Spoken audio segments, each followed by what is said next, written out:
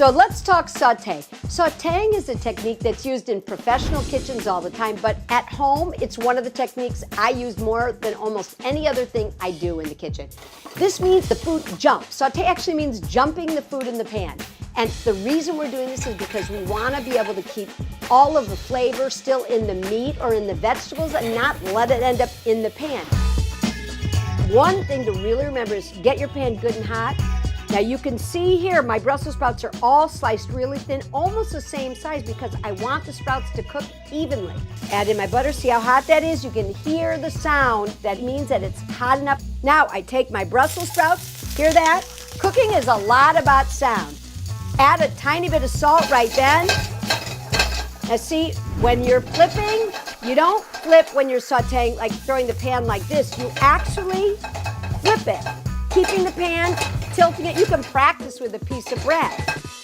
Now, let's move on to corn. So I throw that in.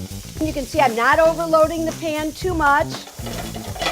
Again, I'm just sauteing. See how it's jumping in the pan like that? That's sauteing. So these are different things you can saute, and always keep in mind, a big enough pan, hot enough pan, not too much in the pan at one time, and cut your vegetables all about the same size.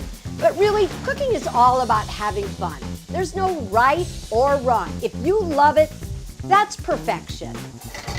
I'm Susan Feniger, America Now. So, Susan, tell us, should we always use vegetable oil or can we use different oils when we saute? You know, I think there's lots of school of thoughts. Here's what I say. If you need to cook something that's going to take a little bit longer to cook, like a piece of marinated meat, and you want that temperature really high, I'd use a vegetable oil because vegetable oil has a higher burning point, meaning the oil won't burn as quick. If it's something like sauteed corn and I want the flavor of the oil, I'd probably use extra virgin olive oil or an olive oil. That's really the only important thing. Great. Thanks, Susan.